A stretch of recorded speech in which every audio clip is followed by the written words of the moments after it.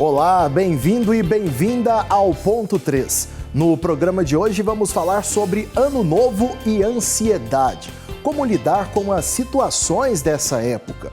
O fim de um ano e o início de outro são momentos que naturalmente despertam uma série de reflexões e emoções. No entanto, para muitas pessoas, essa transição pode vir acompanhada de ansiedade, sentimentos de expectativa e até mesmo apreensão sobre o que está por vir. O Ano Novo frequentemente é associado a novas oportunidades, metas e renovação.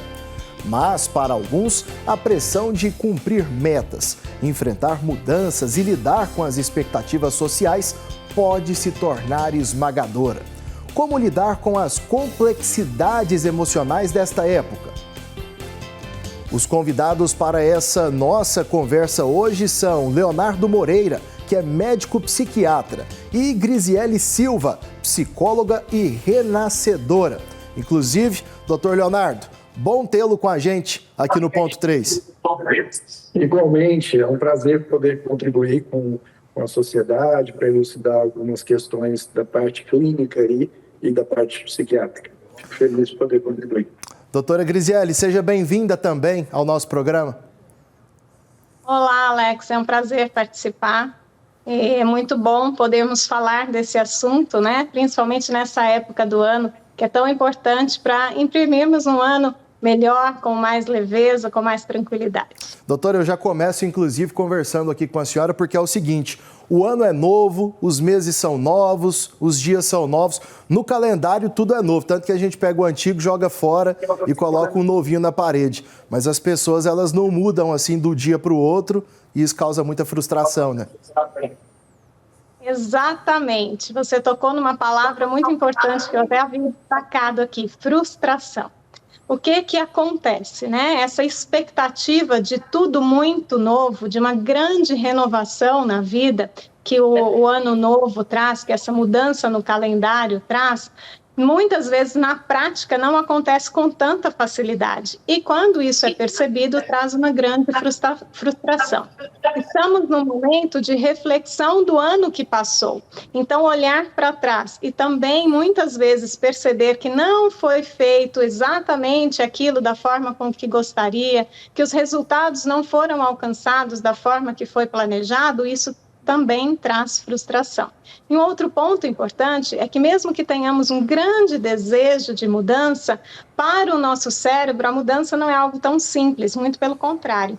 Confortável para o nosso cérebro é seguir o mesmo caminho que ele já está acostumado, então ele resiste muito às mudanças. Então é como se ficasse uma guerra interna. Eu quero mudar conscientemente, mas o meu cérebro não quer que eu faça diferente. Então isso traz momentos de angústia, de ansiedade e precisa muitas vezes haver aí um acompanhamento de um profissional para ajudar essas pessoas a lidarem com isso. Com certeza, e aqui a gente tem um especialista nesse assunto que é o doutor Leonardo Moreira. Doutor, eu quero te fazer a seguinte pergunta, por que essa frustração ela acaba se tornando doença? Tem um porquê? Boa pergunta, Alex. Na verdade, a gente cada vez mais está desacostumado a lidar com frustração, né? A gente talvez passou aí de algumas gerações para cá, de uma geração bastante rígida, né? Bastante dura na criação, para um outro tipo de criação bastante permissivo, né? Bastante que atende a qualquer solicitação do filho, né? E isso trouxe agora, muito recentemente, adultos que dão birra caso não consigam aquilo que quer, né? Ou que fiquem exatamente adoecidos ou compulsivos em alguma área, por exemplo, né? A pessoa não quer lidar com o que ela não conseguiu mudar e fica de uma forma compulsiva na internet, ou de uma forma a usar compulsivamente alguma substância. Isso é um modo de adoecer fácil para que a pessoa fuja mesmo, né, do desconforto de estar se frustrando, né? É aí que começa a existir alguns tipos de doenças, né? Não só os transtornos de ansiedade, mas também um jeito de lidar com a ansiedade, que é um jeito torto, através de comportamentos ou substâncias que geram dependência. E hoje, doutor, até em cima disso que o senhor tem falado aqui com a gente, está falando conosco, existem muitos remédios para essas pessoas, muitas formas de se controlar essa ansiedade, porque antes a gente sabe que não era algo tão comum, né? A pessoa, quando ela chegava a tomar uma medicação, era por conta de algo extremo. Mas hoje existem várias medicações mais fortes, mais leves. Como é que funciona? Sim, hoje o que a gente tem é uma gama de opção terapêutica para se usar de acordo com um quadro clínico já estabelecido. Esse quadro clínico, tudo bem que nós somos hoje o país mais ansioso do mundo, né? A maior prevalência de transtorno de ansiedade é a do Brasil. Mas esse quadro clínico, quando ele está bem estabelecido, merece algum tipo de medicação. Possivelmente, as pessoas lidavam com esse tipo de transtorno mental antes de haver a medicação, de outras formas e com muito mais sofrimento, né? É o famoso vai capinar um lote, né? Na verdade, não passa a ansiedade, né? Vai pelo menos se ocupar. E a ansiedade sem o medicamento acaba que ela é algo que degenera o nosso sistema nervoso central. Uma pessoa ansiosa sem ser tratada, ela vai ter muito mais chance de desenvolver demência, Alzheimer, outros tipos de demência, do que aquela que é ansiosa, porém se tratou. Então, o medicamento, quando bem prescrito, é algo que nos preserva, né, que nos ajuda. Certo. Doutora Grisiele, e em cima disso, dessa colocação tão importante do doutor Leonardo, a gente falava a respeito dessa questão das metas, que as pessoas elas fazem planos para um ano novo, muitas vezes acabam se frustrando. Quanto antes identificar essa ansiedade que surge, é mais importante, né, para que ela seja trabalhada, aí tem o auxílio do psicólogo. E como a pessoa perceber que está com ansiedade? Excelente essa sua questão. Cada vez mais cedo, a ansiedade está surgindo, né? Então, casos de ansiedade em criança e adolescente, além dos casos de adulto que são crescentes, estão sendo percebidos com um número sempre muito maior.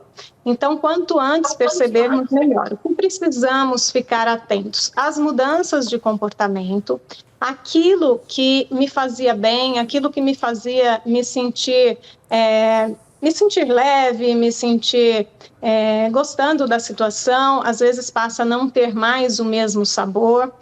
Situações normais e corriqueiras do dia a dia acabam me despertando uma preocupação excessiva. A alteração do sono é muito comum, a alteração de apetite é muito comum. Então, aquelas pessoas que estão sempre muito preocupadas com algo, sempre buscando pensar e se preparar para alguma situação, de modo geral, estão sempre prevendo um final catastrófico para situações, às vezes para situações mais simples. Então, esses são alguns pontos que já nos chamam a atenção e que já fazem essas pessoas pensarem que ali tem algo que precisa ser visto e muitas, na maioria das vezes, precisa, na maioria não, em todas as vezes, nesse caso, para um sucesso, precisa de um acompanhamento profissional, tanto na psicologia quanto na psiquiatria.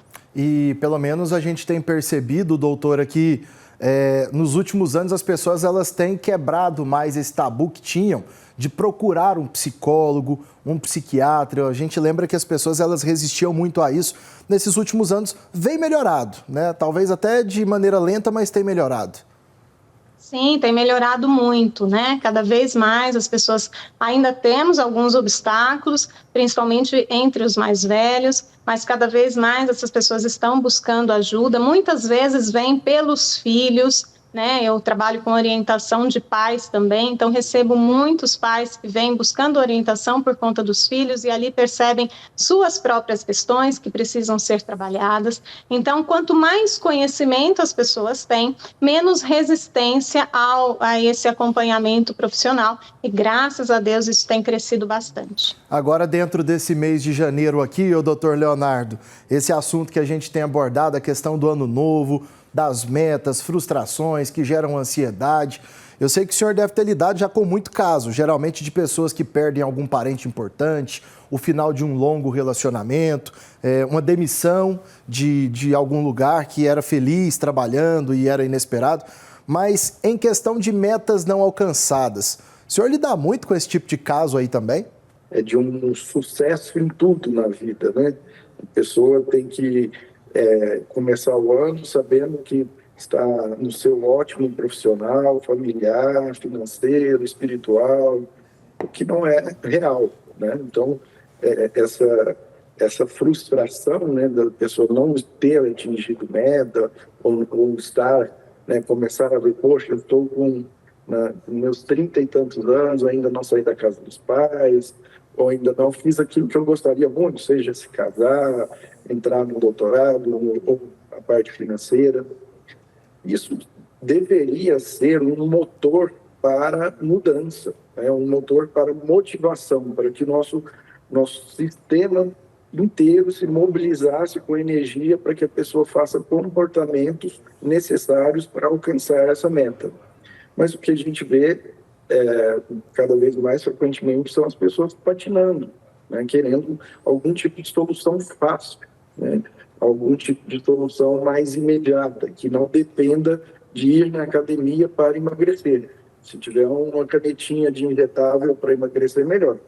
E não dependa de trabalhar 50 horas por semana para guardar dinheiro. Não, ele quer trabalhar 30 horas por semana e guardar dinheiro, né? Então, são coisas que vão fugindo da realidade.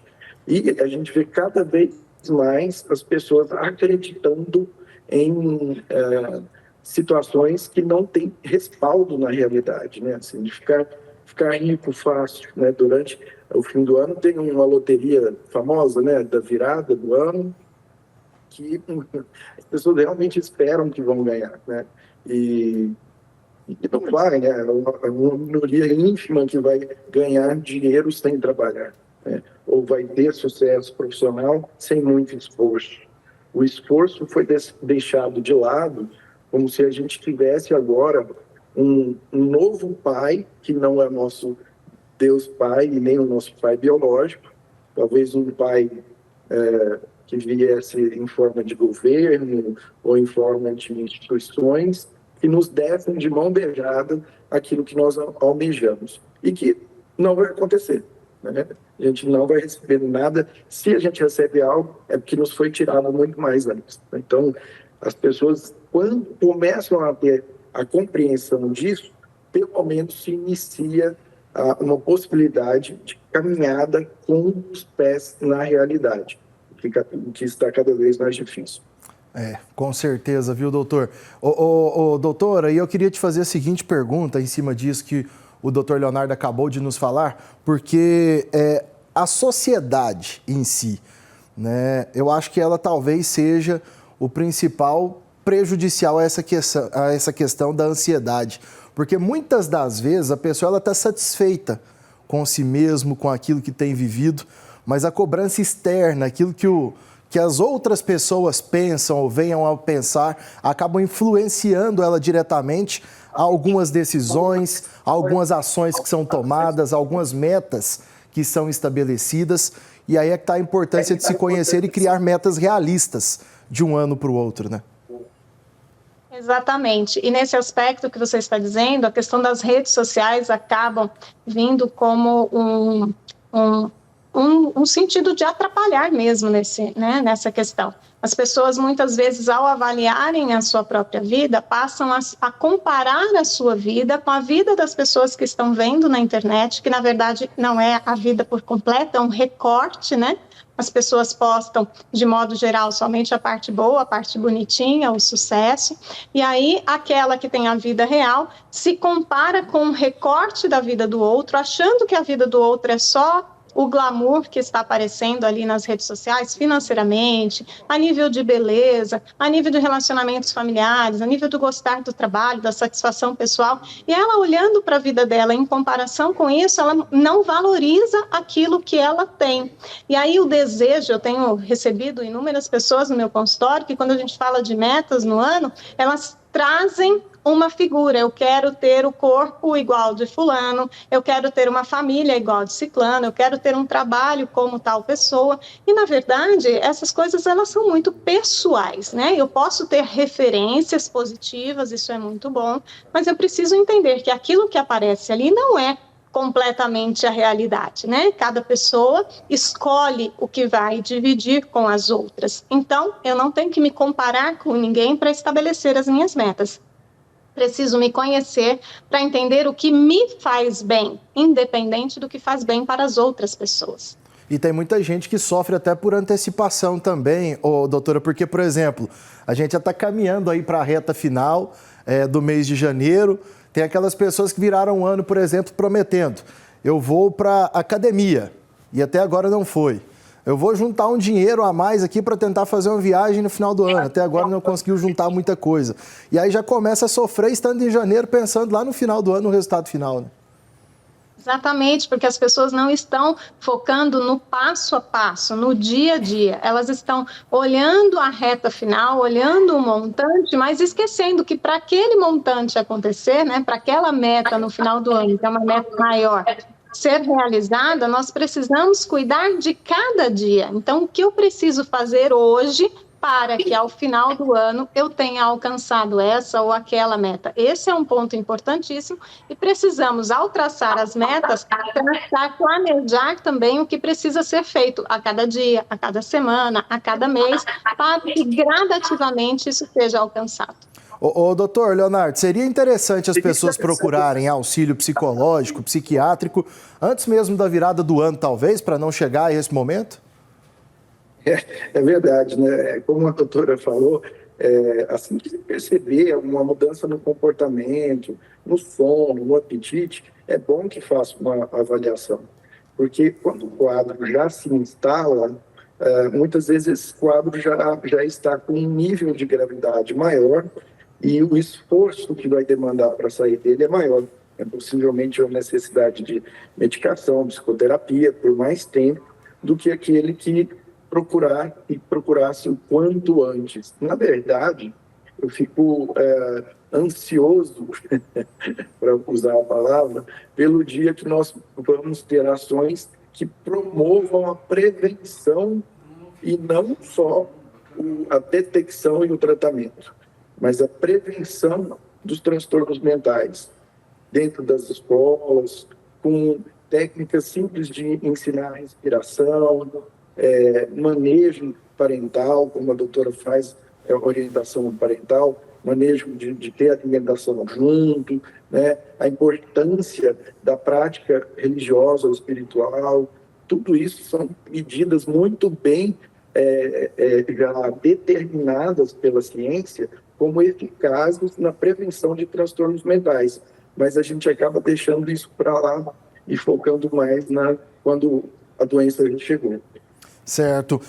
Doutora, se fosse hoje para uma pessoa te procurar numa consulta e perguntar como ela deveria montar ali um plano de metas para 2024, qual que seria seu principal conselho para essa pessoa que de repente até está nos acompanhando, está pensando ainda em programar a sequência do ano? Qual que é o seu principal conselho, doutora? Na verdade, eu começo sempre com uma pergunta. O que é importante para você? O que te faz feliz? As suas metas sempre precisam ser planejadas, programadas a partir daquilo que te faz feliz. Isso faz com que a pessoa olhe para dentro de si, faça essa autoavaliação, tenha essa autopercepção para, a partir daí, estabelecer as suas metas pessoais, e não essas metas que vêm prontas, né, que o pacotinho está pronto, se você abrir o Google ou qualquer rede social, os pacotes estão prontos lá. Na verdade, não, a sua meta ela é pessoal, e se você não começar a olhar para aquilo que te faz bem, aquilo que faz o seu coração pulsar mais rápido, aquilo que faz o seu olho brilhar, aquilo que faz os seus lábios sorrirem e que te faça ter a certeza de que vale a pena viver, que se você não conhecer isso, fica muito difícil estabelecer metas que realmente façam sentido para você. E quando a pessoa ela foge muito daquilo que é considerado ideal, a senhora costuma puxar a orelha também? Faço isso com muita facilidade, sem ficar vermelha. Isso é muito fácil e é a minha função, né? Eu estou ali para alertar o paciente sobre possíveis escorregões, porque eu tenho uma visão profissional e estou vendo a situação de fora. Quando você vê a situação alguns passos atrás, você tem uma visão muito mais ampliada do que a pessoa que está passando pela situação. Então, é minha obrigação, sim, dar esses puxões de orelha, alertar sobre o caminho que essa pessoa está entrando. Sempre a escolha é da pessoa, mas eu tenho a obrigação de alertá-la no sentido de quais serão as dificuldades que ela vai encontrar ao longo do caminho a partir da experiência profissional que eu tenho e de tantos estudos dessa área. Doutor Leonardo, eu sei que lá no início do nosso bate-papo falamos a respeito da questão de uso de medicamentos e tudo mais, mas antes de chegar lá, existem uma série de exercícios que são passadas a essas pessoas, né? Exercícios mais simples que elas podem fazer ali em qualquer lugar do dia, seja no ambiente de trabalho, seja dentro de casa. Tira um pouquinho, estaciona o carro ali, faz uma técnica de respiração. Então, assim, para o pessoal que está em casa, queria que o senhor deixasse uma mensagem também nesse sentido, trouxesse, de repente, alguma dica para se tranquilizar no momento em que se sentir ansioso. Tem alguma técnica assim bem simples que todo mundo é capaz de fazer? Até obrigado pela levantada de bola, Alex. Que aí dá para eu dar de forma bem prática para as pessoas duas dicas que eu acho essencial. A primeira, que serve para todo mundo, é a respiração. A nossa respiração foi feita para ter uma quantidade de entrada de ar pelo nariz e uma quantidade de saída de ar pela boca com um ritmo que nos deixa com uma quantidade de oxigênio bom no sangue. Se você está ansioso ou nervoso, você respira rápido, muito rápido.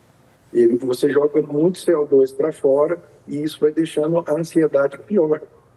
Então, respira devagar, né? Respirar devagar pelo nariz e soltar devagar pela boca. Algumas vezes, conta até 8, 10 respirações lentas, já é suficiente para mudar um pouco do pH do sangue. Os vasos vão contrair ou relaxar diferente. Então, respirar lentamente, sentir os pés no chão, já é um jeito de você lidar com, por exemplo, um momento de ansiedade forte, né? E o outro ponto muito pragmático, talvez não sirva para todos, mas cada um pode adaptar para o seu jeito, é o quanto a fé tem mudado as nossas transmissões neurais. As pessoas que têm fé e praticam a sua fé, elas têm menos casos de transtornos mentais e também de doenças físicas. Isso quem diz é a ciência, não sou eu, porque eu tenho minha fé cristã. Pode ser, e a ciência pegou a fé como uma medida de mensuração, assim, como uma medida de intervenção, na verdade, né? Então, não precisava ser a fé em nenhuma religião específica, mas sim a prática da fé, em especial a prática comunitária, né? Agora que podemos, né, voltar a nos aglomerar, então ir à igreja, ir a uma reunião, ao que você pratica, faz muito bem para a sua saúde mental. Com certeza, tanto que quando a gente vai numa igreja, participa de uma missa, de uma celebração, a gente volta realmente renovado ali com o calor das pessoas, o louvor, né, das pessoas ali ao mesmo tempo cantando a mesma música, fazendo a mesma oração, realmente traz uma energia diferente para a gente. Doutor Leonardo, te agradeço pela participação, parabéns pelo trabalho e obrigado por nos atender aqui no Ponto 3. Obrigado, eu te agradeço, estou sempre à disposição. Legal. Doutora, para fechar aqui com você também, queria saber o seguinte, a respeito ainda dessas organizações, desses planejamentos, de tudo que tem sido preparado para o ano de 2024. Recentemente passamos por um período pandêmico, as pessoas sofreram muito com isso, perderam entes queridos, tiveram a vida completamente mudada. Para 2024, muita gente já pensa que tem que ser aquele ano de voltar tudo ao normal de uma vez, mas não é bem assim, né? O mundo ele mudou por completo, então assim, as expectativas que a gente cria, nem sempre elas vão ser cumpridas e isso tem que ser normalizado. Exatamente, nós não precisamos ter sucesso 100% em tudo que planejamos. E vai ficar muito mais fácil se nós olharmos para a caminhada e não só para o resultado final. Então, se eu tenho uma meta, por exemplo, de modificação no meu corpo, eu não posso ficar feliz só se no dia que essa modificação por completa acontecer. Eu preciso valorizar cada passo que eu dou, cada dia, né? Seja na alimentação, seja no exercício físico, na mudança de hábitos. Cada dia eu preciso me alegrar por estar dando um passo a mais em direção àquilo que eu almejo. Isso me permite valorizar a caminhada. Então, se eu chegar lá no final do ano e não tiver o resultado por completo, tá tudo bem. Eu vou colher os resultados que eu obtive, eu me alegrei, eu consegui me satisfazer com aquilo que eu fiz a cada dia, entendendo que eu fiz o melhor que eu pude, e aí eu vou reorganizar essa meta, porque nem tudo que eu planejo para o final do ano vai acontecer. Tantas intercorrências acontecem pelo meio do caminho, nós não temos controle sobre tudo na nossa vida, e tá tudo bem. Né? Nós estamos aqui conduzidos por uma força muito maior do que nós. Então, entendermos, termos essa confiança e termos a cabeça no lugar para fazer o que eu preciso fazer para que aquilo seja alcançado, me faz ter a satisfação diária e não somente a satisfação final quando aquilo é avaliado. Ótimo, obrigado pela sua contribuição com a gente, viu, doutora? Eu que agradeço, foi um grande prazer, estou sempre à disposição. Legal, doutora Grisiele e doutor Leonardo contribuindo com a gente no ponto 3 desta edição, que vai ficando por aqui. E fica a seguinte mensagem para você nos acompanhando aqui na nossa programação, aqui na TV Pai Eterno. Você que está se planejando para a sequência do 2024, um passo de cada vez. Viver o momento, viva o hoje. Não pense ainda no que vai acontecer amanhã, no que vai acontecer depois. Viva o agora. Sinta tudo que está ao seu redor, o cheiro das coisas, as cores de uma paisagem, os sons de um ambiente. Então, viva cada um dos momentos. E outra coisa também, para você nos acompanhando, faça para você. Não precisa expor tudo aquilo que você tem planejado, tudo aquilo que vem fazendo para esse ano de 2024. Faça para você e no final você mesmo estará satisfeito com o seu esforço, com o seu resultado, eu tenho certeza. A gente fica por aqui, um abraço, tchau, tchau.